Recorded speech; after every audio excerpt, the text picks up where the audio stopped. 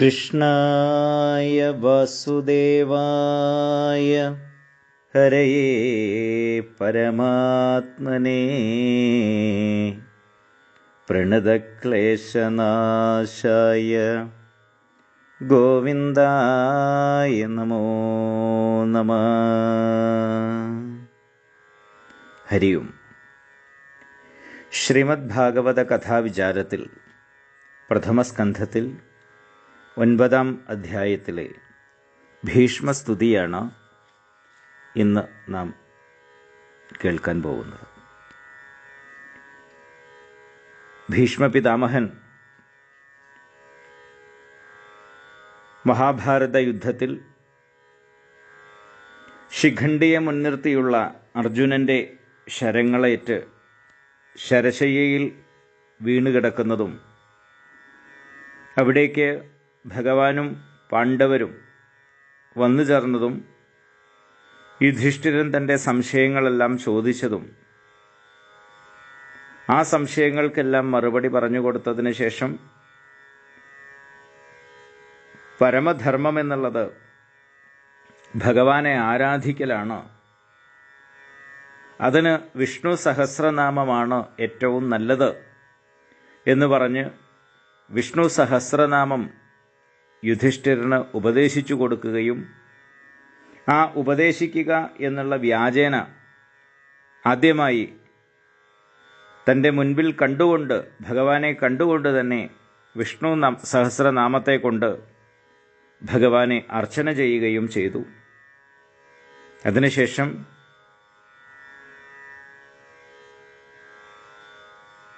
തൻ്റെ മരണം അഥവാ തൻ്റെ ഈ ശരീരം ഉപേക്ഷിക്കുന്നതിനുള്ള സമയം മാഘമാസത്തിലെ വെളുത്ത അഷ്ടമി, ശുക്ലപക്ഷത്തിലെ അഷ്ടമി വന്നതോടുകൂടിയിട്ട് അദ്ദേഹം അതിന് ഏറ്റവും നല്ല സമയമാണ് എന്ന് തീരുമാനിച്ച് സ്വച്ഛന്ദമൃത്യുവായിട്ടുള്ള അദ്ദേഹം ഭഗവാനെ സ്തുതിച്ചുകൊണ്ട് ശരീരം ഉപേക്ഷിക്കാൻ തീരുമാനിച്ചു. അതും സന്തോഷത്തോടുകൂടി എന്നാണ് പറയുന്നത്. അതാണ് 31-ാം ശ്ലോകത്തിൽ വിശുദ്ധയാ ധാരണയാ ഹദാശുഭസ്തദീക്ഷയൈവാശുഗദായുധവ്യഥ നിവൃത്ത സർവേന്ദ്രിയവൃത്തി വിഭ്രമ തുഷ്ടാവജന്യം വിസൃജൻ ജനാർദ്ദനം. ശരീരം ഉപേക്ഷിക്കാൻ തീരുമാനിച്ചതായിട്ടുള്ള അദ്ദേഹം തുഷ്ടാവ ഭഗവാനെ സ്തുതിച്ചുകൊണ്ട് സന്തോഷത്തോടുകൂടി, ആ സന്തോഷം വരാൻ കാരണം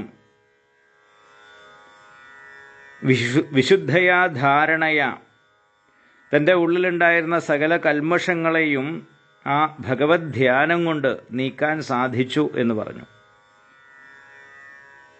അങ്ങനെ ആ സർവ അശുഭങ്ങളും നീങ്ങിയതോടു കൂടിയിട്ട് നിവൃത്ത സർവേന്ദ്രിയവൃത്തി വിഭ്രമ, സകല ഇന്ദ്രിയവൃത്തികളുടെ വിഭ്രമങ്ങളും നീങ്ങി, വിഷയചിന്തകളും നീങ്ങി,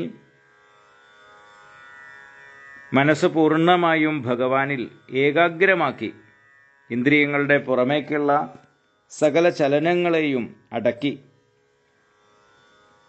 അതോടുകൂടി അദ്ദേഹത്തിന് ആ ശരീരത്തിലുണ്ടായിരുന്ന വേദനകളും ക്ലേശങ്ങളും ഒക്കെ നീങ്ങി. അങ്ങനെ അദ്ദേഹം സ്തുതിക്കാൻ തുടങ്ങി. ഇപ്പോൾ ഭീഷ്മർ പറയുന്നു, ഇന്നെനിക്ക് ആഗ്രഹങ്ങളെല്ലാം അകന്ന് നിർമ്മലമായി തീർന്ന എൻ്റെ ബുദ്ധിയെ ഭഗവാനിൽ ഉറപ്പിക്കാൻ കഴിഞ്ഞു. അതിനുള്ളൊരു പൂർണ്ണമായിട്ടുള്ളൊരു കാരണം ആ തൻ്റെ എല്ലാമായിരിക്കുന്ന ഭഗവാനെ തൻ്റെ മുൻപിൽ സ്പഷ്ടമായിട്ട് കാണാൻ കഴിഞ്ഞു എന്നുള്ളതാണ്. ഉള്ളിലും പുറമേയും ഭഗവാനെ കാണാൻ കഴിഞ്ഞു ഭീഷ്മപിതാമഹന്. എന്നിട്ട് പറയുന്നു, സർവവ്യാപിയും ആത്മസുഖത്തിൽ സദാ മുഴുകിക്കഴിയുന്നവനും ചിലപ്പോൾ വിനോദത്തിന് വേണ്ടി പ്രകൃതിയെ സ്വീകരിച്ച് ലോകത്തിൻ്റെ സൃഷ്ടിസ്ഥിതി സംഹാരങ്ങൾക്ക് ഹേതുഭൂതനായിത്തീരുന്നവനും ഇപ്പോൾ യാദവശ്രേഷ്ഠനായിട്ട് അവതരിച്ചവനുമാണല്ലോ അങ്ങ്. അപ്രകാരമുള്ള നിന്തിരുവടിയിൽ മനസ്സുറപ്പിക്കാൻ കഴിഞ്ഞതോടെ ഞാൻ ധന്യധന്യനായി തീർന്നിരിക്കുന്നു. ഭഗവാനെ, എനിക്കൊരിക്കലും മറക്കാൻ കഴിയാത്തതാണ് അങ്ങയുടെ ആ പാർത്ഥസാരഥി സ്വരൂപം. ഇവിടെ നമുക്ക് കാണാൻ കഴിയുന്നത് കുന്തിദേവി ഒരമ്മയാണ്. അതുകൊണ്ട് തന്നെ ഭഗവാനെ മാതൃവാത്സല്യത്തോടു കൂടിയാണ് കുന്തിദേവി സ്തുതിക്കുന്നത്. ആ അമ്മയുടെ ആർദ്രമായ ഹൃദയം ഒഴുകുന്നത് നമുക്കവിടെ കാണാം ഭഗവാനിലേക്ക്. എന്നാൽ ഇവിടെ ഒരു വീരയോദ്ധാവായിട്ടുള്ള ആളാണ് ഭീഷ്മ പിതാമഹൻ. അതുകൊണ്ട് തന്നെ ഇദ്ദേഹത്തിൻ്റെ സ്തുതിയിൽ, കുന്തി സ്തുതിയിൽ നിന്നും വ്യത്യസ്തമായിട്ടുള്ള ഒരു വീരപരിവേഷമാണ് കാണാൻ സാധിക്കുക. മഹാഭാരത യുദ്ധക്കളത്തിൽ മുഴുവൻ കണ്ടതായിട്ടുള്ള, കണ്ണു നിറയെ കണ്ടതായിട്ടുള്ള ആ സ്വരൂപം ഭീഷ്മ പിതാമഹൻ്റെ മനസ്സിൽ അങ്ങനെ നിൽക്കുകയാണ്. വിജയന് അല്ലെങ്കിൽ പാർത്ഥന് സാരഥിയായിട്ട് നിന്ന ആ കൃഷ്ണൻ്റെ സ്വരൂപം. അതുകൊണ്ട് പറയുന്നു, എനിക്ക് ആ അങ്ങയുടെ പാർത്ഥസാരഥി സ്വരൂപം ഒരിക്കലും മറക്കാൻ സാധിക്കാത്തതാണ്. അതെങ്ങനെയായിരുന്നു? ത്രിഭുവനകമനം തമാലവർണം രവികരഗൗരവരംബരം ദധാനേ വപുരളകുലാവൃതാനനാബ്ജം വിജയസഖേരതിരസ്തുമേന വദ്യ. മൂന്ന് ലോകങ്ങളിലും വെച്ച് ഏറ്റവും സുന്ദരനും തമാലവൃക്ഷത്തിൻ്റേതുപോലെ നീലനിറത്തോടു കൂടിയവനും പ്രഭാത സൂര്യൻ്റെ ചെങ്കതിർരശ്മികൾ പോലെ മിന്നിത്തിളങ്ങുന്ന മഞ്ഞപ്പട്ടണിഞ്ഞവനും നെറ്റിത്തടത്തിൽ പാറിപ്പറക്കുന്ന നീലക്കുറുനിരകളാൽ വണ്ടുകളാൽ താമരപ്പൂവെന്നതുപോലെ ശോഭിക്കുന്ന മുഖാരവിന്ദത്തോടു കൂടിയവനുമായ ഭഗവാൻ പാർത്ഥസാരഥിയിൽ എനിക്ക് നിഷ്കാമ ഭക്തി ഉണ്ടായിത്തീരണേ എന്ന് പറയുന്നു. അടുത്തതായിട്ടുള്ള ശ്ലോകത്തിലൂടെ യുദ്ധക്കളത്തിലുള്ള ആ ഭഗവാന്റെ രൂപം, മനസ്സിലങ്ങനെ തെളിഞ്ഞു നിൽക്കുന്നതായിട്ടുള്ള ആ ഭഗവാന്റെ രൂപം അതെങ്ങനെയുള്ളതാണ്? യുധിതുരകരജോ വിധൂത വിശ്വക്കചലുളിത ശ്രമവാര്യലങ്കൃതാസ്യേ മമ നിശിതശരൈർവിഭിദ്യമാനത്വജി വിലസത്കവചേസ്തു കൃഷ്ണ ആത്മാ. പാർത്ഥസാരഥിയായിട്ട് നിൽക്കുന്ന സമയത്ത് തന്നെ അർജുനൻ്റെ തേര് തെളിക്കലാകുന്ന ആ പ്രയത്നം കൊണ്ട് അങ്ങയുടെ ആ തിരുമേനി വിയർത്തൊലിച്ചിരുന്നു എന്ന് മാത്രമല്ല, മുഖത്തും തലമുടിയിലും വേർപ്പുതുള്ളികൾ പറ്റിപ്പിടിച്ചിരുന്നു. അതോടൊപ്പം തന്നെ കുതിരക്കുളമ്പടികളിൽ നിന്ന് പാറിപ്പറക്കുന്ന പൊടികൾ തട്ടി വിയർപ്പുതുള്ളികളൊക്കെ തവിട്ട് നിറം കലർന്നിട്ടുണ്ടായിരുന്നു. അങ്ങയുടെ ആ മുഖത്ത് വിയർപ്പുതുള്ളികൾ പറ്റിപ്പിടിച്ച് നിൽക്കുന്നത് നീല താമരപ്പൂവിൽ മഞ്ഞുതുള്ളികൾ പറ്റിപ്പിടിച്ച് നിൽക്കുന്നത് പോലെ മനോഹരമായിരുന്നു ഭഗവാനെ. ഞാൻ അങ്ങോട്ട് നോക്കുന്നത് പോലെ തന്നെ അങ്ങ് എന്നെ ഇങ്ങോട്ട് നോക്കിയിരുന്നില്ല. അങ്ങയുടെ ശ്രദ്ധ മുഴുവൻ ആ അർജുനൻ്റെ തേര് തെളിക്കുന്നതായിരുന്നു, തേര് രക്ഷിക്കുന്നതിലായിരുന്നു. എന്നാലോ എൻ്റെ ശ്രദ്ധയാവട്ടെ അങ്ങയുടെ സൗന്ദര്യം ആസ്വദിക്കുന്നതിലും ആയിരുന്നു. അപ്പം അങ്ങ് എന്നെ ശ്രദ്ധിക്കാതിരിക്കുന്ന സമയത്ത് അങ്ങയുടെ നോട്ടം എന്നിലേക്ക് വരാൻ വേണ്ടി ഞാൻ ഇടയ്ക്കിടയ്ക്ക് ഓരോ ശരങ്ങൾ അങ്ങയുടെ നേരെയും പ്രയോഗിച്ചിരുന്നു. അർജുനനുമായിട്ട് യുദ്ധം ചെയ്യുന്നുണ്ട്, പക്ഷേ അങ്ങയുടെ ശ്രദ്ധ എന്നിലേക്ക് വരാൻ വേണ്ടിയിട്ട് ഇടയ്ക്ക് ഞാൻ അങ്ങയുടെ നേരെ ഓരോ അമ്പുകൾ എയ്തുകൊണ്ടേയിരുന്നു. അങ്ങനെ യുദ്ധത്തിൽ തേരാളിയുടെ നേരെ അമ്പെയ്യാൻ പാടില്ല എന്നുള്ളതാണ് നിയമം എങ്കിൽ കൂടി ഞാൻ അങ്ങയുടെ നേരെയും പ്രയോഗിച്ചിരുന്നു. ആ ശരങ്ങൾ പൊട്ടി മുറിഞ്ഞ കവചത്തോടു കൂടിയവനും എയ്തു മുറിപ്പെടുത്തുന്ന എന്നെ കാരുണ്യ കടാക്ഷം കൊണ്ട് കുളിർപ്പിച്ചിരുന്നവരുമായ ഭഗവാൻ പാർത്ഥസാരഥിയിൽ എൻ്റെ മനസ്സ് ദൃഢമായിട്ട് ഉറച്ചു നിൽക്കുമാറായി തീരണേ എന്നാണ് ഭീഷ്മരുടെ പ്രാർത്ഥന. എന്നിട്ട് വീണ്ടും പറയുന്നു, സപതി സഖിവചോ നിശമ്യ മധ്യേ നിജപരയോർബലയോരഥം നിവേശ്യ സ്ഥിതവതി പരസൈനികായുരക്ഷ്ണാഹൃതവതി പാർത്ഥസഖേരതിർമമാസ്തു. മഹാഭാരത യുദ്ധം തുടങ്ങാൻ പോകുന്ന സമയത്ത് അർജുനൻ പറയുകയുണ്ടായി, സേനയോരുഭയോർ മധ്യേ രഥം സ്ഥാപയമേച്യുത ഹേ അച്യുത എന്ന് പറഞ്ഞു ഭഗവാനെ സംബോധന ചെയ്ത് അർജുനൻ പറയുന്നു, രണ്ടു സേനയ്ക്കുമിടയിലായി കൊണ്ടുപോയി അച്യുത തേരു നിർത്തു. വളരെ മനോഹരമായിട്ട് അതിനെ പ്രതിപാദിക്കുന്നത് നമുക്കറിയാം. അങ്ങനെ രണ്ട് സൈന്യത്തിൻ്റെയും മധ്യത്തിൽ തേരു കൊണ്ടുപോയി നിർത്തൂ. ആരെല്ലാമാണ് ഞങ്ങളോട് അഥവാ എന്നോട് യുദ്ധത്തിന് വന്നിരിക്കുന്നത് എന്ന് ഞാനൊന്ന് കാണട്ടെ എന്ന് വീരപരിവേഷത്തോടു കൂടി പറഞ്ഞതായ അർജുനൻ്റെ അപേക്ഷ പ്രകാരം രണ്ട് സൈന്യത്തിൻ്റെയും മധ്യത്തിൽ തേരുകൊണ്ട് നിർത്തി. ശത്രു സൈന്യത്തിൽപ്പെട്ടവരുടെ ആയുസ്സിൻ്റെ കടാക്ഷങ്ങളെ കൊണ്ട് അപഹരിച്ച് അർജുനനോട് ഭഗവാൻ പറയുന്നു, അർജുന, ഇവരൊക്കെയാണ്, ഒരു പരിചയപ്പെടുത്തലുണ്ടായി അവിടെ. അർജുന, ഇവരുമായിട്ടൊക്കെയാണ് നിനക്ക് യുദ്ധം ചെയ്യാനുള്ളത്. ഈ നിൽക്കുന്നത് ഭീഷ്മരാണ്, ഈ നിൽക്കുന്നത് ദ്രോണാചാര്യരാണ്, നിങ്ങളുടെ ഗുരുനാഥനാണ്, അതുപോലെ ദുര്യോധനനാണ്, ദുശാസനനാണ് എന്നൊക്കെ പറഞ്ഞ് കൗരവ സൈന്യത്തിലെ പ്രധാനപ്പെട്ട ആളുകളെയെല്ലാം പരിചയപ്പെടുത്തി കൊടുത്തു. കാണുന്ന ആളുകൾക്ക് അതെല്ലാം ഒരു പരിചയപ്പെടുത്തലായിരുന്നു ഉണ്ടെങ്കിൽ എനിക്ക് വ്യക്തമായിട്ട് മനസ്സിലായിരുന്നു ഭഗവാനെ, അത് വെറും ഒരു പരിചയപ്പെടുത്തലായിരുന്നില്ല, മറിച്ച് സ്ഥിതവതി സൈനിക ആയുരക്ഷ്ണാഹൃതവതി, അങ്ങനെ നിൽക്കുന്നതായിട്ടുള്ള ആ കൗരവരുടെ എല്ലാം ആ പരിചയപ്പെടുത്തലൂടെ അവരുടെ ആയുസ്സിനെ അങ്ങ് അപഹരിക്കുകയായിരുന്നു എന്നുള്ളത് എനിക്ക് നന്നായിട്ടറിയാം. ഭീഷ്മരത് മനസ്സിലാക്കിയിട്ടുണ്ടായിരുന്നു. അതുകൊണ്ട് തന്നെയാണ് അവസാനം അർജുനനോട് ഭഗവാൻ വ്യക്തമായിട്ട് പറയുന്നൊരു കാര്യം ഗീതയിൽ സ്പഷ്ടമായിട്ട് നമുക്ക് കാണാം. മയാ ഹതാസ്ത്വം ജഹിമാവ്യധിഷ്ഠ യുദ്ധസ്വ ജേതാസി രണേ സപത്നാൻ എന്ന് അർജുനനോട് ഭഗവാൻ ഉപദേശിക്കുന്നുണ്ട്. അർജുന, ഇവരെയെല്ലാം ഞാൻ തന്നെ കൊന്നു കഴിഞ്ഞിട്ടുണ്ട്. മയാ ഹതാൻ ത്വാം ജഹി, നീ വെറുതെ യുദ്ധത്തിൽ വില്ലും പിടിച്ചു നിന്ന് ഇവരെയൊക്കെ കൊല്ലുന്നതായി ഭാവിച്ചാൽ മതി. ഇവരെയൊക്കെ ഞാൻ കൊന്നു കഴിഞ്ഞതാണ്. നിനക്ക് ആ ശരീരം വീഴ്ത്തേണ്ട ജോലി മാത്രമേ ഉള്ളൂ. മാത്രമല്ല അതിൻ്റെതായിട്ടുള്ള ആ വീരപരിവേഷം അല്ലെങ്കിൽ ഇവരെയൊക്കെ ജയിച്ചതിൻ്റെതായിട്ടുള്ള ആ സമ്മാനം മുഴുവൻ നീ ഏറ്റെടുത്തോളൂ എന്ന് ഭഗവാൻ അവിടെ വ്യക്തമായിട്ട് പറയുന്നതും നമുക്ക് കാണാം. ഇതിൻ്റെ താല്പര്യം മുഴുവൻ മനസ്സിലാക്കിയതായിട്ടുള്ള ഭീഷ്മ പിതാമഹൻ പറയുന്നു, അങ്ങ് അങ്ങനെ പരിചയപ്പെടുത്തി ഞങ്ങളുടെയൊക്കെ ആയുസ്സിനെ കടാക്ഷങ്ങളെ കൊണ്ട് അപഹരിച്ച് അർജുനനെ ജയിപ്പിച്ച പാർത്ഥസാരഥിയായിട്ടുള്ള ഭഗവാനിൽ എനിക്ക് ഭക്തി ഉണ്ടാകുമാറാകണേ. അണിനിരന്നു നിൽക്കുന്ന ശത്രു സൈന്യത്തെ കണ്ടപ്പോൾ ഇവരെൻ്റെ സ്വജനങ്ങളല്ലേ, ഇവരെ കൊന്നു കിട്ടുന്ന രാജ്യത്തേക്കാൾ ഭിക്ഷയെടുത്ത് ജീവിക്കുന്നതായിരിക്കും നല്ലത് എന്ന് നിശ്ചയിച്ച് അർജുനൻ യുദ്ധത്തിൽ നിന്ന് പിന്തിരിഞ്ഞു പോകാൻ വേണ്ടി ആരംഭിച്ചു. മുഴുത്ത ശരീരാഭിമാനം കൊണ്ടാണ് അർജുനന് താൻ കൊല്ലുന്നവനും അവർ കൊല്ലപ്പെടുന്നവരുമാണ് എന്ന് തോന്നിയത്.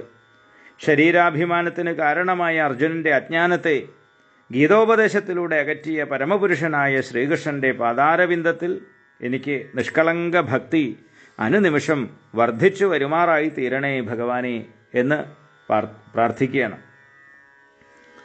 മാത്രമല്ല, മഹാഭാരത യുദ്ധം തുടങ്ങിയ സമയത്ത് അല്ലെങ്കിൽ തുടങ്ങുന്നതിന് മുമ്പായി ഭഗവാൻ ഒരു പ്രതിജ്ഞ ചെയ്തിട്ടുണ്ടായിരുന്നു. അത് വേറൊന്നുമല്ല, യുദ്ധത്തിൽ ഞാൻ ആയുധമെടുക്കില്ല, യുദ്ധം ചെയ്യില്ല. ഇങ്ങനൊരു ശപഥം യുദ്ധത്തിൻ്റെ ആരംഭത്തിൽ അങ്ങ് ചെയ്തിട്ടുണ്ടായിരുന്നുവല്ലോ. ആ വിവരം കേട്ട ഉടനെ തന്നെ ഭഗവാനെ കൊണ്ട് എന്താണെങ്കിലും ഞാൻ ആയുധം എടുപ്പിക്കും എന്നൊരു ശപഥം ഞാനും ചെയ്തിട്ടുണ്ടായിരുന്നു. അങ്ങനെ യുദ്ധം തുടങ്ങി 3-ാം ദിവസമായി. അന്നാണ് അങ്ങയുടെ കാരുണ്യം സകലവിധ നിയന്ത്രണങ്ങളും വിട്ട് എന്നിലേക്ക് ഒഴുകാൻ ഇടയായി തീർന്നത്. ആ സന്ദർഭം പറയണു. ഞാനും അർജുനനും തമ്മിൽ പൊരിഞ്ഞ യുദ്ധം നടക്കുകയാണ്. മാത്രമല്ല, ഈ 3-ാമത്തെ ദിവസം ഭീഷ്മ പിതാമഹൻ്റെ ആ പരാക്രമം എന്നുള്ളത് അതിൻ്റെ ഉച്ചസ്ഥായിയിലായിട്ടുണ്ടായിരുന്നു. കുരുവൃദ്ധനാണ് ഭീഷ്മ പിതാമഹനെങ്കിൽ കൂടി ഭീഷ്മ പിതാമഹൻ്റെ പരാക്രമം കണ്ട് കുരുക്ഷേത്ര യുദ്ധഭൂമി മുഴുവൻ നടുങ്ങി നിൽക്കുന്നതായ ഒരു രംഗമായിരുന്നു ആ ദിവസം ഉണ്ടായത്. വൃദ്ധനാണെങ്കിൽ കൂടി ഭീഷ്മപിതാമഹന്റെ ശരമെത്താത്തതായിട്ടുള്ള ഒരു സ്ഥലം പോലും കുരുക്ഷേത്ര ഭൂമിയിലുണ്ടായില്ല. ഭീഷ്മരുടെ ശരമേൽക്കാത്ത ഒരാൾ പോലും ആ പാണ്ഡവ സൈന്യത്തിലും ഉണ്ടായില്ല. മാത്രമല്ല, വീരയോദ്ധാക്കളായിട്ടുള്ള ഒരാൾക്ക് പോലും കടുത്ത തീയുടെ മുമ്പിൽ ഈയാമ്പാറ്റകൾക്ക് പിടിച്ചു നിൽക്കാൻ സാധിക്കാത്തതുപോലെ ഏത് യോദ്ധാവ് വന്നു കഴിഞ്ഞാലും ഭീഷ്മരുടെ ക്രോധാഗ്നിക്ക് മുമ്പിൽ നിസ്സഹായനായി പതറിപ്പോകുന്ന രംഗമായിരുന്നു കണ്ടത്. ഭീഷ്മരെ എതിരിടാൻ പോലും ആർക്കും സാധിക്കാത്ത രീതിയിൽ പ്രചണ്ഡ താണ്ഡവം ഭീഷ്മർ ആ യുദ്ധക്കളത്തിൽ നടത്തിക്കൊണ്ടിരിക്കുകയാണ്. ഒരാൾക്കും ഭീഷ്മരെ ഒന്ന് തടഞ്ഞു നിർത്താൻ പോലും സാധിക്കാത്ത രീതിയിൽ അപാര പരാക്രമം ഭീഷ്മർ കാണിക്കുന്നു. ആ സമയത്താണ് അർജുനനുമായിട്ടാണ് യുദ്ധം ചെയ്യുന്നത് ഭീഷ്മരെങ്കിൽ കൂടി സകല സ്ഥലത്തും അർജുനനോട് യുദ്ധം ചെയ്യുന്നു. ഒപ്പം ഭീഷ്മ പിതാമഹന്റെ ശരവേഗം യുദ്ധക്കളത്തിൽ മുഴുവൻ പ്രഹരിച്ചുകൊണ്ടിരിക്കുന്നതായ ആ സന്ദർഭത്തിൽ, ആരും തീരെ പ്രതീക്ഷിക്കാത്തതായ ആ സന്ദർഭത്തിലാണ് അങ്ങ് അർജുനന്റെ തേരിൻ്റെ കടിഞ്ഞാണും ചമ്മട്ടിയും വലിച്ചെറിയുന്നത്. ഭഗവാൻ പല പ്രാവശ്യം പറയുന്നുണ്ട്, അർജുന, നീ എന്താണ് ആലസ്യത്തിൽ നിൽക്കുന്നത്? ഇന്ന് വൈകുന്നേരമാകുമ്പോഴേക്കും മഹാഭാരത യുദ്ധം സമാപിക്കും എന്ന് ഭഗവാൻ ഇടയ്ക്ക് ഓർമ്മിപ്പിക്കുന്നുണ്ട്. കാരണം ഭീഷ്മപിതാമഹൻ ആ രീതിയിൽ പരാക്രമം നടത്തിക്കഴിഞ്ഞാൽ അന്ന് വൈകുന്നേരമാകുമ്പോഴേക്കും മഹാഭാരത യുദ്ധം സമാപിക്കും. കാരണം പാണ്ഡവ വംശത്തിൽ ആരും ബാക്കിയാവില്ല.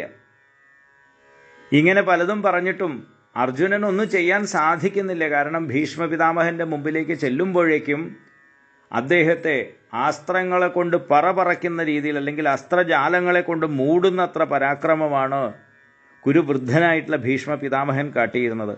ആ സമയത്താണ് പ്രതീക്ഷിക്കാതെ ഭഗവാൻ ക്രുദ്ധനായിട്ട്, അർജുന, നിനക്ക് മഹാഭാരത യുദ്ധം ജയിക്കാൻ സാധിക്കില്ലെങ്കിൽ അത് എനിക്ക് സാധിക്കും, നീ അവിടെ നിൽക്ക്, ഞാൻ യുദ്ധം ചെയ്തോളാം എന്ന് പറഞ്ഞ് തേരിൻ്റെ കടിഞ്ഞാണും അതുപോലെ ആ ചമ്മട്ടിയും എല്ലാം വലിച്ചെറിഞ്ഞ് സുദർശന ചക്രം എടുത്തത്. അർജുനന് തടുക്കാൻ കഴിയുന്നതിന് മുമ്പ് തേരിൽ നിന്ന് എടുത്തു ചാടി ഓരോ കാൽവെപ്പിലും ഭൂമിയെ കുലുക്കിക്കൊണ്ട് ആനയുടെ മസ്തകം പിളർക്കാനൊരു സിംഹം വരുന്നത് പോലെ എൻ്റെ നേരെ അങ്ങ് പാഞ്ഞു വന്നില്ലേ ഭഗവാനെ? ഹേ ഭഗവാനെ, അർജുനന്റെ തേരും കടിഞ്ഞാണും ചമ്മട്ടിയുമല്ല അങ്ങ് വലിച്ചെറിഞ്ഞത്, മറിച്ച് എൻ്റെ ഭക്തന്റെ ശപഥം സത്യമാക്കി തീർക്കാൻ ഞാൻ എൻ്റെ ശപഥം 100 പ്രാവശ്യം വലിച്ചെറിയാൻ തയ്യാറാണ് എന്ന് സൂചിപ്പിച്ചുകൊണ്ടല്ലേ അവിടുന്ന് എൻ്റെ പ്രതിജ്ഞയെ ഉപേക്ഷിച്ച്, സ്വന്തം പ്രതിജ്ഞയെ ഉപേക്ഷിച്ച് ചക്രായുധവും ധരിച്ചുകൊണ്ട് എൻ്റെ നേരെ പാഞ്ഞു വന്നത്? ആ കാരുണ്യം ഞാൻ എങ്ങനെയാണ് ഭഗവാനെ മറക്കുക എന്ന് ചോദിക്കുകയാണ്. ഇത് ഭീഷ്മർക്കും ഭഗവാനും മാത്രം അറിയാവുന്ന ഒരു രഹസ്യമാണ്. കാണുന്നവരെല്ലാവരും ഭയപ്പാടോടുകൂടിയാണ് നിൽക്കുന്നത്. കാരണം ഭഗവാൻ സ്വന്തം പ്രതിജ്ഞ ലംഘിച്ചു എന്നാണ് എല്ലാവരും വിചാരിച്ചത്. പക്ഷെ ആ വരുന്ന സമയത്തും അങ്ങയുടെ കണ്ണിലേക്ക് നോക്കുന്ന സമയത്ത്, ഭീഷ്മര് ഭഗവാൻ ചക്രവും കൊണ്ട് വരുന്ന സമയത്ത് തൻ്റെ ആയുധങ്ങളൊക്കെ താഴെയിട്ട് തൊഴുകയോടുകൂടിയിട്ട് കൃഷ്ണൻ്റെ നേരെ നിൽക്കുകയായിരുന്നു. കാരണം ഭീഷ്മർക്കറിയാം ഭഗവാന്റെ ഈ ക്രോധാഭിനയം കപടമാണ് എന്നും, മറിച്ച് തൻ്റെ ഭക്തൻ്റെ പ്രതിജ്ഞയെ പാലിക്കാൻ വേണ്ടിയാണ് ഭഗവാൻ ഈ ചക്രം കൊണ്ട് വരുന്നത് എന്നുള്ളതും ഭീഷ്മർക്ക് അറിയാവുന്നതുകൊണ്ട് തന്നെ കരുണാവാരിധിയായിട്ടുള്ള ആ ഭഗവാന്റെ മാഹാത്മ്യത്തെ വാഴ്ത്തി തൊഴുകയോടുകൂടി ഭീഷ്മപിതാവൻ നിന്നു. ഭഗവാനെ, അത് എനിക്ക് എങ്ങനെ മറക്കാൻ കഴിയും എന്നാണ് അദ്ദേഹം ചോദിക്കുന്നത്. അവസാനം ഭഗവാന്റെ കാല് പിടിച്ച് ഒരുവിധം സമ്മതിപ്പിച്ചിട്ടാണ് അർജുനൻ ഭഗവാനെ തിരിച്ച് രഥത്തിലേക്ക് കൊണ്ടുപോകുന്നതും ആ യുദ്ധം തുടരുന്നതും. അത് ഞാൻ എങ്ങനെ മറക്കുക ഭഗവാനെ എന്ന് ഭീഷ്മർ ചോദിക്കുകയാണ്. തുടരെയുള്ളതായിട്ടുള്ള എൻ്റെ ശരപ്രയോഗം കൊണ്ട് അങ്ങയുടെ കവചം പൊട്ടിത്തകർന്നിട്ടുണ്ടായിരുന്നു.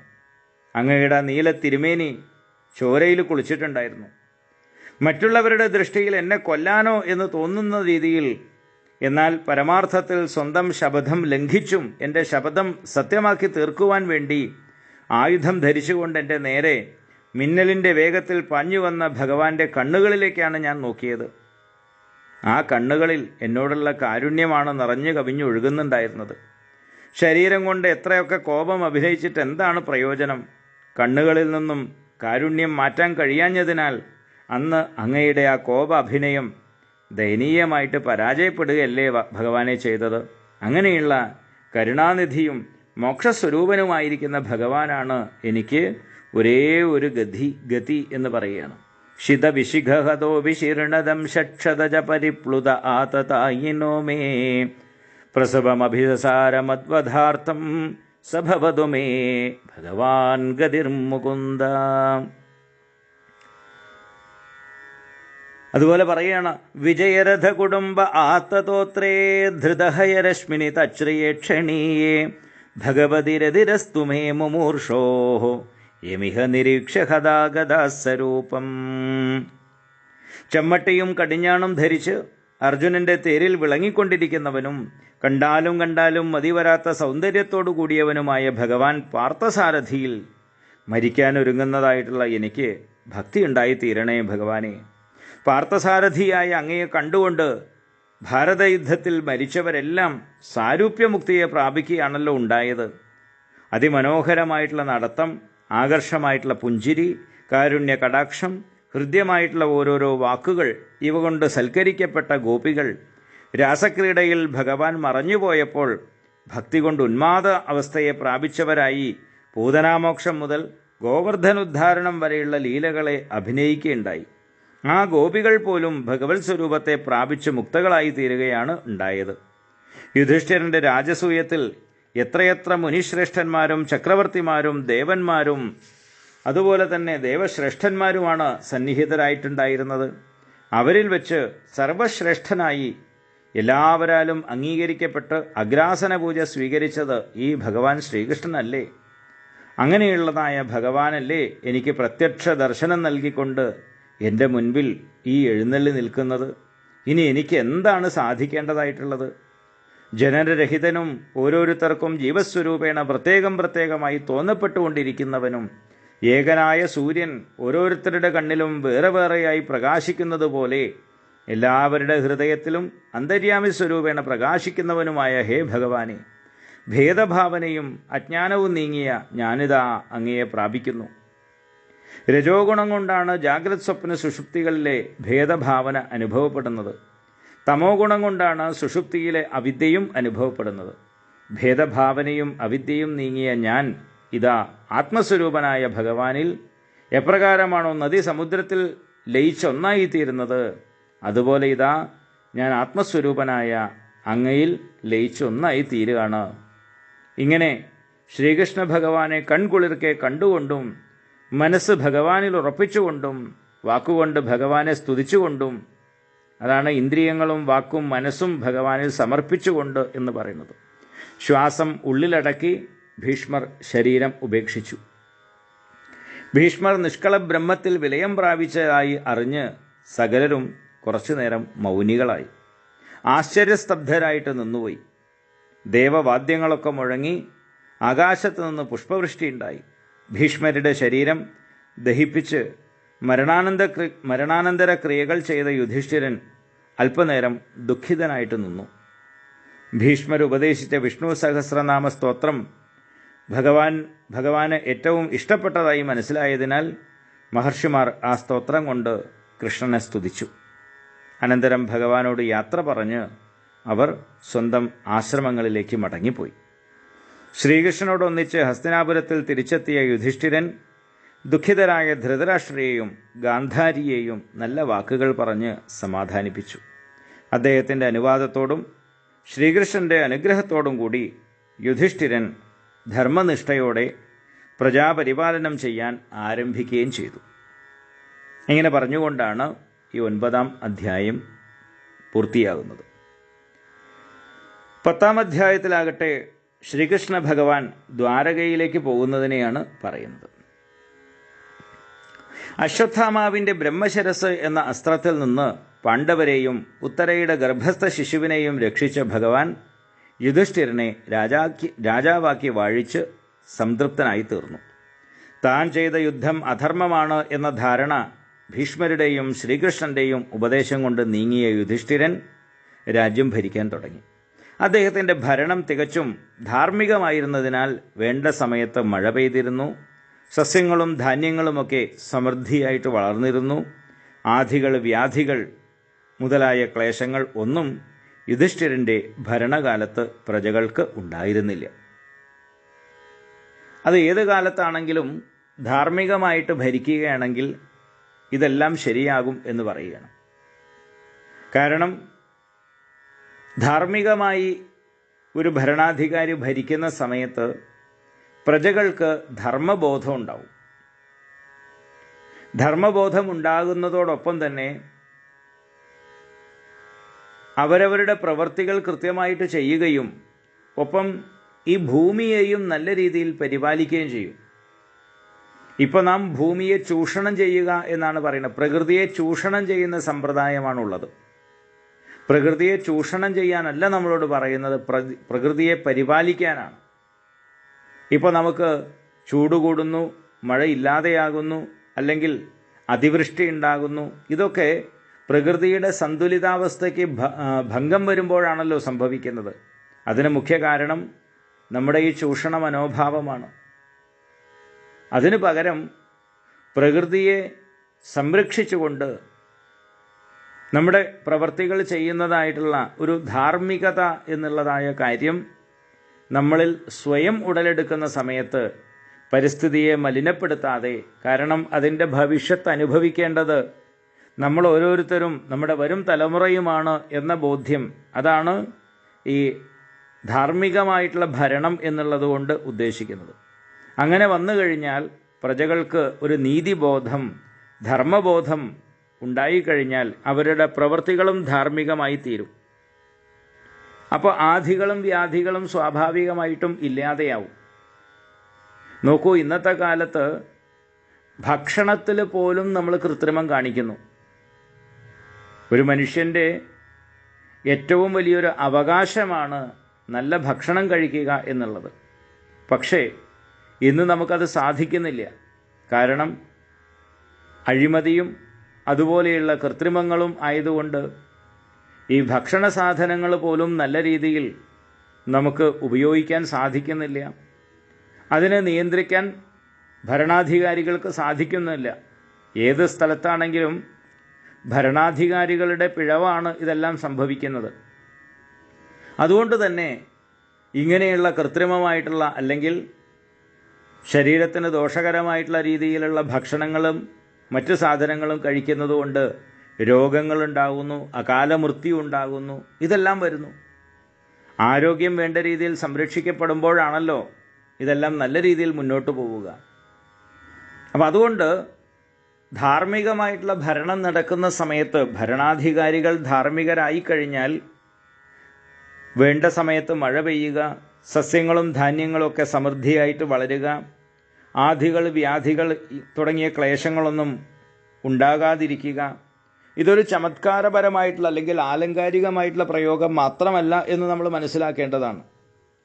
രാജാവ് അവിടെ നന്നായിട്ട് ഭരിക്കുന്ന സമയത്ത് സ്വാഭാവികമായിട്ടും ഭൂമിയിൽ സസ്യജാലങ്ങളൊക്കെ വളർന്നു വരുന്നു എന്നല്ല അതിനർത്ഥം. മറിച്ച് കൃഷി ചെയ്യാൻ വേണ്ടതായിട്ടുള്ള കൃഷിയുടെ ആവശ്യകത, കൃഷി ചെയ്യാൻ വേണ്ടതായിട്ടുള്ള സഹായങ്ങൾ, അതിനുവേണ്ട പ്രോത്സാഹനങ്ങൾ, ഇതൊക്കെ ഭരണാധികാരികൾ നൽകുമ്പോൾ സ്വാഭാവികമായിട്ടും ആളുകൾ കൃഷി കാര്യങ്ങളൊക്കെ ചെയ്യും. കൃഷി കാര്യങ്ങളൊക്കെ നന്നായിട്ട് ചെയ്യുന്ന സമയത്ത് സസ്യജാലങ്ങളൊക്കെ നന്നായിട്ട് വളരും. ഇപ്പോൾ നമുക്ക് കൃഷിക്ക് വേണ്ട പ്രോത്സാഹനങ്ങളൊന്നും നൽകാത്തതുകൊണ്ട് കൃഷിക്കാർ കടക്കാരായി മാറുന്നതുകൊണ്ട്, അതുകൊണ്ടാണല്ലോ കർഷകരൊക്കെ ആത്മഹത്യ വരെ ചെയ്യേണ്ടി വരുന്നത്. അതിനുവേണ്ട വെള്ളവും വളവും മറ്റ് സൗകര്യങ്ങളൊന്നും ഇല്ലാതിരിക്കുന്ന സമയത്ത് ഇനി ചെയ്യുന്നതാണെന്നുണ്ടെങ്കിൽ അതിൽ പലതരത്തിലുള്ള വിഷങ്ങളും മറ്റുമൊക്കെ അടിച്ച് കൂടുതൽ മാരകമാക്കി തീർക്കുന്നത് കൊണ്ട് അകാലമൃത്യു ഉണ്ടാവുന്നു, തുടങ്ങിയ കാര്യങ്ങളൊക്കെ ഉണ്ടാകുന്നു. അപ്പോൾ ഇത് നമുക്ക് വളരെ മനോഹരമായിട്ട് കാണാൻ കഴിയുന്ന ഒരു കാര്യമാണ്. കേവലം ഒരു കാൽപ്പനികമായിട്ടുള്ള ഭാവനയല്ല എന്നുകൂടി നാം മനസ്സിലാക്കേണ്ടതാണ്. സാന്ദർഭികമായിട്ട് പറഞ്ഞതാണ്. ഏതായാലും കുറച്ചു ദിവസം കൂടി ഹസ്തിനാപുരത്തിൽ പാണ്ഡവർ ഒന്നിച്ച് താമസിച്ചതിന് ശേഷം ശ്രീകൃഷ്ണ ഭഗവാൻ യാത്ര പറഞ്ഞ് ദ്വാരകയിലേക്ക് പോകാൻ വേണ്ടി തേരിൽ കയറി. കുറേ കാലം മുമ്പ് വന്നതാണ്, മഹാഭാരത യുദ്ധത്തിന് വന്നതാണ്. യുദ്ധത്തിന് മുന്നോടിയായി വന്നതായിട്ടുള്ള ഭഗവാൻ എത്രയോ ദിവസമായി ഇതുവരെ ദ്വാരകയിലേക്ക് പോയിട്ടില്ല. ഇപ്പോഴാണ് പോകാൻ വേണ്ടി തേരിൽ കയറുന്നത്. ഇടയ്ക്ക് പല പ്രാവശ്യം പോകാൻ പോയപ്പോഴും തടസ്സങ്ങളുണ്ടായി.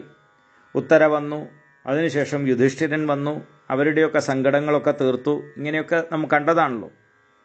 ഏതാണെങ്കിലും ഈ പോകാൻ വേണ്ടി തേരിൽ കയറിയ സമയത്ത് കുന്തിദേവി, പാഞ്ചാലി, സുഭദ്ര, ഉത്തര, ഗാന്ധാരി, ധൃതരാഷ്ട്രർ, യുയുത്സു, കൃപര്, നകുലൻ, സഹദേവൻ, ഭീമൻ, ധൗമ്യ മഹർഷി മുതലായവരൊക്കെ ഭഗവാൻ പോകുമ്പോൾ അവിടുത്തെ വിരഹം സഹിക്കാൻ അശക്തരായിട്ട് വിഷാദമൂകരായി തീർന്നു. അവരെല്ലാം കണ്ണിമ വെട്ടാതെ ഭഗവാന്റെ യാത്രയെ നോക്കി നിന്നു. വേണ്ടപ്പെട്ടവർ വേർപിരിഞ്ഞു പോകുമ്പോൾ കരയുന്നത് അമംഗളമായതിനാൽ അവർ വളരെ വിഷമിച്ച് കണ്ണീര് നിയന്ത്രിച്ചു. ഭഗവാൻ യാത്ര പുറപ്പെട്ട സമയത്ത് മൃദംഗം, ശംഖ്, ഓടക്കുഴല്, പെരുമ്പറ മുതലായ വാദ്യങ്ങളൊക്കെ മുഴങ്ങി. കൗരവ സ്ത്രീകൾ സ്വന്തം ഗൃഹങ്ങളുടെ മുകളിലേറി ഭഗവാന്റെ ശിരസിൽ പുഷ്പവൃഷ്ടി ചെയ്തു. അർജുനൻ ഭഗവാന് വെൺകൊറ്റക്കുട പിടിച്ചു കൊടുത്തു. സാത്വികയും ഉദ്ധവനും വെഞ്ചാമരം വീശിക്കൊടുത്തു. വഴിയുടെ ഇരുഭാഗത്തും നിന്നിരുന്നതായ ബ്രാഹ്മണർ ഭഗവാനെ ആശീർവദിച്ചു. കൗരവ സ്ത്രീകൾ ശ്രീകൃഷ്ണനെ ഉദ്ദേശിച്ച് പരസ്പരം പറഞ്ഞ വാക്കുകൾ കേൾക്കുന്നവരുടെ കാതുകളെയും മനസ്സിനെയും ആഹ്ലാദിപ്പിക്കുന്നതായിരുന്നു. എല്ലാ വേദങ്ങളുടെയും സാരസർവസ്വമായിരുന്നു ഭഗവാൻ. സ്ത്രീകൾ പറഞ്ഞു, സത്വം, രജസ്, തമസ്, ഈ 3 ഗുണങ്ങളുടെ ഉത്പത്തിക്ക് മുൻപ് പ്രപഞ്ചം അവ്യക്ത അവസ്ഥയിൽ ലയിച്ചിരിക്കുകയായിരുന്നു. ആ കാലത്ത് ഏകനും അദ്വിതീയനുമായ പരമപുരുഷൻ മാത്രമാണ് ശേഷിച്ചിരുന്നത്. സനാതനനായ ആ ഭഗവാനാണ് ഈ ശ്രീകൃഷ്ണൻ. സൃഷ്ടിയുടെ ആരംഭത്തിൽ തൻ്റെ ശക്തി കൊണ്ട് പ്രേരിപ്പിക്കപ്പെട്ട പ്രകൃതിയിലൂടെ നാമരൂപങ്ങളോടുകൂടിയ ഈ ജഗത്തിനെ ആത്മാവായ തന്നിൽ പ്രകാശിപ്പിച്ചവനും ആത്മസാക്ഷാത്കാരത്തിനുള്ള അനുഷ്ഠാനങ്ങൾ അടങ്ങിയ വേദത്തെ ലോകത്തിന് ഉപദേശിച്ചവനും ഈ ശ്രീകൃഷ്ണൻ തന്നെയാണ്. വൈരാഗ്യം കൊണ്ട് ഇന്ദ്രിയങ്ങളെയും പ്രാണായാമം കൊണ്ട് പ്രാണനെയും അടക്കിയ യോഗികൾ ഭക്തി കൊണ്ട് നിർമ്മലമായി തീർന്ന മനസ്സിൽ സാക്ഷാത്കരിക്കുന്ന പരമാത്മതത്വം തന്നെയാണ് ഈ ശ്രീകൃഷ്ണൻ. അപ്രകാരമുള്ള ഭഗവാൻ നമ്മുടെ മനസ്സിനെയും നിർമ്മലമാക്കി തീർത്തു തന്ന് അനുഗ്രഹിക്കില്ലേ? തൻ്റെ ലീലയാൽ ലോകത്തെ സൃഷ്ടിച്ച് രക്ഷിച്ച് സംഹരിക്കുന്നവനും എന്നാൽ സൃഷ്ടിസ്ഥിതി സംഹാരങ്ങളിൽ ബന്ധപ്പെടാത്തവനുമായി വേദങ്ങളും ശാസ്ത്രങ്ങളും വർണ്ണിക്കുന്ന ഭഗവാനാണ് ഇതാ നമ്മുടെ മുമ്പിലൂടെ സഞ്ചരിച്ചു കൊണ്ടിരിക്കുന്നത് എന്നെല്ലാം ആ സ്ത്രീകൾ ഭഗവാനെ സ്തുതിച്ചുകൊണ്ടേയിരുന്നു. തമോ ഗുണപ്രധാനികളായ രാജാക്കന്മാരുടെ അധർമ്മം സഹിക്കവയ്യാതായി തീരുമ്പോൾ ഭഗവാൻ സത്വഗുണത്തിലൂടെ അവതരിച്ച് സത്യം, ദയ, ഋതം, കീർത്തി ഇവയൊക്കെ വീണ്ടും സ്ഥാപിക്കുന്നു. യദുവിൻ്റെ വംശം എത്രയോ ധന്യമാണ്. ആ വംശത്തിലാണല്ലോ ഭഗവാൻ ശ്രീകൃഷ്ണനായിട്ട് അവതരിച്ചത്. മധുരാ പട്ടണവും ധന്യം തന്നെയാണ്. ഭഗവാൻ തൻ്റെ ലീലകളെ കൊണ്ട് മധുരാ നഗരത്തെ ധന്യമാക്കി തീർത്തുവല്ലോ. ദ്വാരക സ്വർഗത്തിൻ്റെ കീർത്തിയെപ്പോലും നിസാരമാക്കി തീർക്കുന്നു. ദ്വാരകാവാസികൾ ശ്രീകൃഷ്ണന്റെ മന്ദഹാസ സുന്ദരമായ മുഖം കാണുമ്പോൾ അനുഭവിക്കുന്ന സുഖത്തിന് മുമ്പിൽ സ്വർഗസുഖമെന്നുള്ളത് എത്രയോ തുച്ഛമാണ്. ശ്രീകൃഷ്ണ പത്നിമാർ വ്രതാനുഷ്ഠാനങ്ങൾ, പുണ്യതീർത്ഥ സ്നാനം, ഹോമം മുതലായ സൽക്കർമ്മങ്ങളാൽ പൂർവജന്മങ്ങളിൽ ഭഗവാനെ ആരാധിച്ചിട്ടുണ്ടാവണം. അതാണ് എപ്പോഴും മനസ്സ് ഭഗവാനിൽ ഉറപ്പിച്ച് അവിടുത്തെ പാദസേവ ചെയ്യാനുള്ള ഭാഗ്യം അവർക്ക് ലഭിച്ചുകൊണ്ടിരിക്കുന്നത്. സ്വയംവരത്തിൽ ശിശുപാലൻ, സാല്വൻ, ജരാസന്ധൻ മുതലായ രാജാക്കന്മാരെ തോൽപ്പിച്ച് ഭഗവാൻ അപഹരിച്ചു കൊണ്ടുവന്നു വിവാഹം കഴിച്ച രുക്മിണി മുതലായ 8 പത്നിമാരും നരകാസുരന്റെ അന്തഃപുരത്തിൽ നിന്നും മോചിപ്പിച്ച് ഭഗവാൻ ഒരേ മുഹൂർത്തത്തിൽ വിവാഹം ചെയ്തവരായ 16,000 രാജകുമാരിമാരും ഭാഗ്യവതികളാണ്. ഉപനയനം, വേദപഠനം, ഗുരുകുലവാസം, വൈദിക കർമാനുഷ്ഠാനം ഇവയ്ക്കൊന്നും അർഹതയില്ലാത്തതിനാൽ ഒരു കണക്കിന് ശപിക്കപ്പെട്ട ജീവിതമാണ് സ്ത്രീകളുടേത്. എന്നാൽ ഭക്തിപ്രഭാവത്താൽ ഭഗവാനെ സ്വാധീനിക്കാൻ കഴിഞ്ഞ ഈ പത്നിമാർ സ്ത്രീ ജന്മത്തെ തന്നെ ധന്യധന്യമാക്കി തീർക്കുന്നു. ഇങ്ങനെയൊക്കെ തന്നെ സ്തുതിച്ചു പറയുന്ന കൗരവ സ്ത്രീകളെ പുഞ്ചിരി കൊണ്ടും കടാക്ഷം കൊണ്ടും അനുഗ്രഹിച്ച് ഭഗവാൻ യാത്ര തുടർന്നു. യുധിഷ്ഠിരൻ്റെ സ്നേഹാധിക്യത്താൽ ശ്രീകൃഷ്ണൻ്റെ രക്ഷയ്ക്കായി ഒരു അക്ഷൗഹിണി സൈന്യത്തെ പിന്നാലെ പറഞ്ഞയച്ചിരുന്നു. തന്നെ അനുഗമിക്കുന്നവരെ നല്ല വാക്ക് പറഞ്ഞ് തിരിച്ചയച്ചതിനു ശേഷം ഭഗവാൻ ദ്വാരകയിലേക്ക് വേഗത്തിൽ സഞ്ചരിച്ചുകൊണ്ടിരുന്നു. കുരുദേശം, ജാങ്കലം, പാഞ്ചാലം, ശൂരസേനം, യമുനാനദിയുടെ തീരദേശങ്ങൾ, ബ്രഹ്മാവർത്തം, കുരുക്ഷേത്രം, വിരാടരാജ്യം, സരസ്വതി തീരപ്രദേശങ്ങൾ, മരുഭൂമികൾ, സൗവീരം, ആഭീരം, ഈ ദേശങ്ങളും രാജ്യങ്ങളും കടന്ന് സന്ധ്യയോടെ ഭഗവാൻ ദ്വാരകയ്ക്ക് സമീപം എത്തിച്ചേർന്നു എന്ന് പറഞ്ഞുകൊണ്ട് ഈ 10-ാം അധ്യായം ഉപസംഹരിക്കുകയാണ്.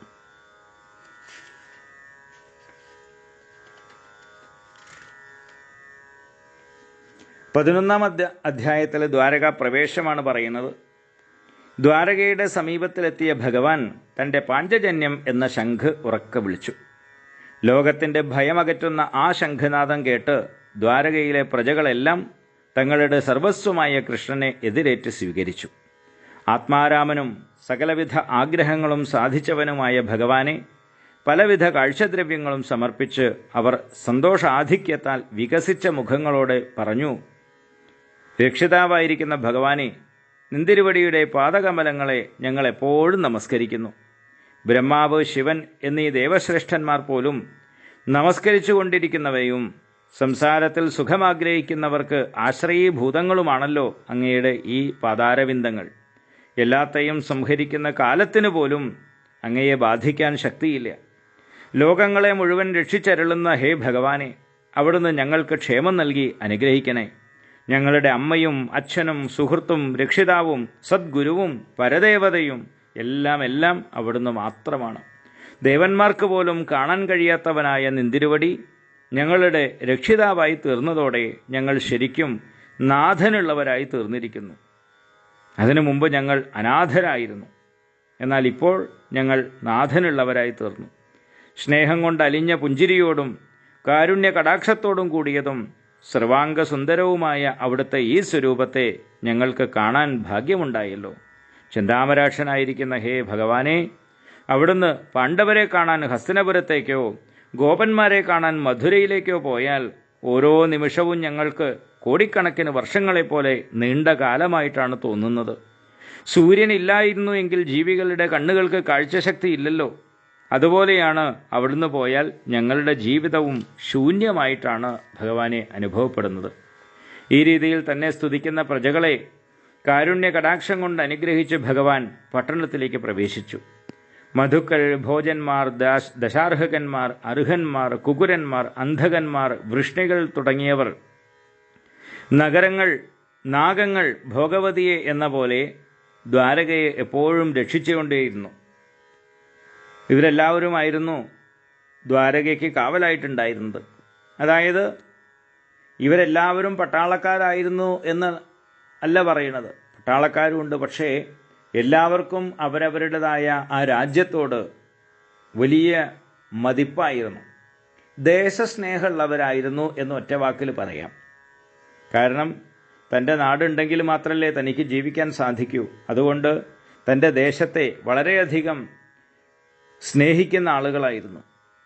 എല്ലാ ഋതുക്കളിലും പുഷ്പങ്ങളും ഫലങ്ങളും നിറഞ്ഞ വൃക്ഷങ്ങളോടുകൂടിയ ഉദ്യാനങ്ങളും ഉപവനങ്ങളും ദ്വാരകയുടെ പ്രത്യേകതയായിരുന്നു. ഗോപുരത്തിലും രാജപാതയുടെ 2 ഭാഗത്തും തോരണങ്ങളെ കൊണ്ടും കൊടിക്കൂറകളെ കൊണ്ടും അലങ്കരിച്ചിരുന്നു. പാതകളെല്ലാം അടിച്ചു വാരി വൃത്തിയാക്കി സുഗന്ധജലം തെളിച്ച് പുഷ്പങ്ങളും തളിരുകളും വിതറി സഞ്ചരിക്കാൻ വേണ്ടി സുഖകരമാക്കി തീർത്തിരുന്നു. ഓരോ ഗൃഹത്തിൻ്റെയും മുൻഭാഗത്ത് തൈര്, അക്ഷതം ഇവയോടുകൂടിയ പൂർണ്ണകുംഭങ്ങൾ വെച്ച് നിലവിളക്ക് കൊളുത്തി അലങ്കരിച്ചിരുന്നു. ഓരോ ഗൃഹത്തിലും സുഗന്ധ ധൂപങ്ങൾ പുകച്ചിരുന്നു. അപ്രകാരമുള്ള ദ്വാരകാപുരിയിലേക്കാണ് ഭഗവാൻ പ്രവേശിച്ചത്. തങ്ങൾ ഓരോരുത്തർക്കും പ്രാണനേക്കാൾ പ്രിയപ്പെട്ട കൃഷ്ണൻ മടങ്ങി വന്ന വിവരമറിഞ്ഞ് വസുദേവര്, അക്രൂരൻ, ഉഗ്രസേനൻ, ബലരാമൻ, പ്രദ്യുമ്നൻ, ചാരുദേഷ്ണൻ, സാമ്പൻ മുതലായവർ സന്തോഷപരവശരായി തീർന്നു. അവരോരോരോ ജോലികൾ ചെയ്യുകയായിരുന്നു. അതൊക്കെ പകുതിയിൽ ഉപേക്ഷിച്ച് അവർ ഒരാനയെ മുൻനിർത്തി മുൻപിലേക്ക് വന്നു. ആനയെ മുന്നിൽ നടത്തിയിട്ട് വന്നു. ബ്രാഹ്മണരുടെ വേദോച്ചാരണത്തോടും ശംഖ്, പെരുമ്പറ, മൃദംഗം, വീണ മുതലായ വാദ്യങ്ങളോടും കൂടി ചെന്ന് ഭഗവാനെ എതിരേറ്റു സ്വീകരിച്ചു. സുന്ദരിമാരായ അസംഖ്യം കന്യകമാർ താലപ്പൊലിയുമായി ഭഗവാനെ എതിരേറ്റു. നടന്മാർ, നർത്തകന്മാർ, പാട്ടുകാർ, സൂതമാഗത വന്ദികൾ മുതലായവർ ശ്രീകൃഷ്ണന്റെ അത്ഭുതകരമായ ലീലകളെ പാടി സ്തുതിച്ചു. ഭഗവാൻ ബന്ധുക്കളെയും പൗരന്മാരെയും യഥായോഗ്യം സമീപിച്ച് അവരെ പ്രീതിപ്പെടുത്തി. തന്നേക്കാൾ പ്രായം കൂടിയവരെ നമസ്കരിച്ചു. സമപ്രായക്കാരെ ആലിംഗനം ചെയ്തു. പ്രായം കുറഞ്ഞവർ ഭഗവാനെ നമസ്കരിച്ചു. പുഞ്ചിരി, കടാക്ഷം ഇവ കൊണ്ടും 1-2 വാക്കുകൾ പറഞ്ഞുകൊണ്ടും എല്ലാവരെയും സന്തോഷിപ്പിച്ചു. ഗുരുക്കന്മാർ, പത്നീസമേതരായ ബ്രാഹ്മണർ മുതലായവരെല്ലാം ശ്രീകൃഷ്ണനെ ആശീർവദിച്ചു. അനന്തരം ഭഗവാൻ പ്രധാന രാജമാർഗത്തിലൂടെ സഞ്ചരിക്കാൻ ആരംഭിച്ചു. രാജപാതയിൽ ശ്രീകൃഷ്ണൻ പ്രവേശിച്ചതോടെ ഒരു നോക്ക് കാണാൻ വേണ്ടി പുരസ്ത്രീകൾ അവരവരുടെ ഗൃഹങ്ങളുടെ മുകളിലത്തെ നിലയിൽ കയറി നിന്നു. ദ്വാരകാ നിവാസികൾ കൃഷ്ണനെ ദിവസേന കാണുന്നവരല്ലേ? അവർക്ക് ഇപ്പോൾ കാണാൻ ഒരു പ്രത്യേക കൗതുകം തോന്നാൻ എന്താ കാരണം എന്ന് ചിലപ്പോൾ സംശയിക്കാം. സൗന്ദര്യത്തിൻ്റെ ഉറവിടമായ ഭഗവാന്റെ കോമളരൂപം എത്ര പ്രാവശ്യം കണ്ടാലും ആർക്കും മതിവരില്ല. ലക്ഷ്മീദേവിയുടെ നിത്യസാന്നിധ്യമുള്ള ഭഗവാന്റെ മാറിടം എത്രയെത്ര പ്രാവശ്യം നോക്കിയാലും കണ്ണുകൾക്ക് മതി എന്ന് തോന്നാത്തതായിട്ടുള്ള മുഖാംബുജം, ഇന്ദ്രൻ, വരുണൻ മുതലായ ലോകപാലന്മാരെ രക്ഷിക്കുന്നതായിട്ടുള്ള തൃക്കൈകൾ, സാരത്തെ മാത്രം സ്വീകരിക്കുന്ന ഭക്തന്മാർക്ക് ആശ്രയീഭൂതങ്ങളായ പാദാരവിന്ദങ്ങൾ, ഇങ്ങനെ ആപാദചൂടം മനോഹരമായിട്ടുള്ള ശ്രീകൃഷ്ണ സ്വരൂപത്തെ എത്ര പ്രാവശ്യം കണ്ടിട്ടും ആർക്കും മതി വരാത്തതിൽ എന്താശ്ചര്യമാണുള്ളത്. ശിരസിനു മുകളിൽ വെൺകൊറ്റക്കുട, ഇരുവശത്തും വെഞ്ചാമരങ്ങൾ, രാജപാതയുടെ ഇരുവശത്തുമുള്ള മാളിക മുകളിൽ നിന്ന് തുരുതുരെ സ്ത്രീകൾ വർഷിക്കുന്ന പുഷ്പവൃഷ്ടി, അരയിലണിഞ്ഞ മഞ്ഞപ്പട്ട്, കഴുത്തിൽ ശോഭിക്കുന്ന വനമാല, ഇങ്ങനെയുള്ള അലങ്കാരങ്ങളോടെ രാജമാർഗത്തിലൂടെ സഞ്ചരിച്ചിരുന്ന ഭഗവാൻ സൂര്യനോടും ചന്ദ്രനോടും നക്ഷത്രങ്ങളോടും മഴവില്ലിനോടും ഇടിമിന്നലിനോടും കൂടിയ മേഘം പോലെ ശോഭിച്ചു. ഭഗവാന്റെ ശ്യാമളവർണ്ണം മേഘം പോലെയും, മഞ്ഞപ്പട്ട് ഇടിമിന്നൽ പോലെയും, വനമാല മഴവില്ല് പോലെയും, പുഷ്പവർഷം നക്ഷത്രങ്ങളെപ്പോലെയും, വെൺകൊറ്റക്കുട സൂര്യനെപ്പോലെയും, വെഞ്ചാമരങ്ങൾ ചന്ദ്രനെപ്പോലെയും ശോഭിച്ചു. സൂര്യനും ചന്ദ്രനും നക്ഷത്രങ്ങളും ഒരേ സമയത്ത് സാധാരണ പ്രകാശിക്കാറില്ല. എങ്കിലും ഇവിടെ കാണികൾക്ക് അങ്ങനെ അസംഭാവ്യവും അഭൂതപൂർവവുമായ ഒരു ദർശനം അനുഭവപ്പെട്ടു. ശ്രീകൃഷ്ണൻ അച്ഛനായ വസുദേവരുടെ ഗൃഹത്തിൽ പ്രവേശിച്ചു. അച്ഛനെയും അമ്മയെയും നമസ്കരിച്ചു. അവർ പുത്രനെ ആശീർവദിച്ചു. ദേവകിയും വസുദേവരുടെ മറ്റു പത്നിമാരും കൃഷ്ണനെ മടിയിലിരുത്തി വാത്സല്യം കൊണ്ടൊഴുകുന്ന കണ്ണീരുകൊണ്ട് കുളിപ്പിച്ചു. ഭഗവാൻ അനന്തരം അന്തഃപുരത്തിലേക്ക് ചെന്നു. ഭർത്താവ് അന്യനാട്ടിലേക്ക് പോയാൽ പതിവ്രതകൾ ആചരിക്കേണ്ടതായ വ്രതങ്ങൾ അനുഷ്ഠിച്ചിരുന്ന 16,008 പത്നിമാരും സന്തോഷ സംഭ്രമങ്ങളോടെ എഴുന്നേറ്റു. അവരെല്ലാം മനസ്സുകൊണ്ട് ഭഗവാനെ ആലിംഗനം ചെയ്തു. ഇത്രയും നീണ്ട ദിവസങ്ങൾ ഭഗവാനെ പിരിഞ്ഞ് ജീവിക്കേണ്ടി വന്ന സങ്കടം കൊണ്ട് അവരുടെ കണ്ണുകളിൽ നിന്ന് കണ്ണുനീർ ധാരധാരയായിട്ടൊഴുകി. പത്നിമാർ നിത്യേന ഭഗവാനോടൊത്ത് കഴിയുന്നവരാണെങ്കിലും ആ പാതാരവിന്ദങ്ങൾ ഓരോ ദിവസവും പുതിയതെന്നതുപോലെ മനോഹരമായി അവർക്ക് തോന്നപ്പെട്ടിരുന്നു. ലക്ഷ്മീദേവി പോലും ഒരിക്കലും വിട്ടുപിരിയാതെ സേവിക്കുന്നവയാണല്ലോ ആ പാദകമലങ്ങൾ. അവ അത്രയും മനോഹരങ്ങളാണ്. അതാണ് ഭഗവത് പത്നിമാർക്ക് അവിടുത്തെ ആ വിരഹം ദുസ്സഹമായി തീർന്നത്. ഭൂമിക്ക് ഭാരഭൂതന്മാരായി തീർന്നിരുന്ന 18 അക്ഷൗഹിണി സൈന്യത്തോടുകൂടിയ രാജാക്കന്മാരെ ആയുധമെടുക്കാതെ തന്നെ ഭഗവാൻ ഭാരതയുദ്ധത്തിലൂടെ സംഹരിപ്പിച്ചു. യോഗമായയെ അവലംബിച്ച് മനുഷ്യനായി അവതരിച്ചതായ ഭഗവാൻ 16,008 പത്നിമാരുടെ മധ്യത്തിൽ വെറും സാധാരണക്കാരനോ എന്ന് തോന്നുമാറ് ജീവിച്ചു വന്നു. പുഞ്ചിരി കൊണ്ടും കടാക്ഷം കൊണ്ടും കാമദേവനെപ്പോലും ജയിക്കാൻ കഴിവുള്ള സുന്ദരിമാരായിരുന്നു ശ്രീകൃഷ്ണന്റെ 16,008 പത്നിമാരും. അവരെല്ലാവരും കൂടി എത്രയൊക്കെ ശ്രമിച്ചിട്ടും ശ്രീകൃഷ്ണന്റെ മനസ്സിനെ അല്പം പോലും ക്ഷോഭിപ്പിക്കാൻ കഴിഞ്ഞില്ല.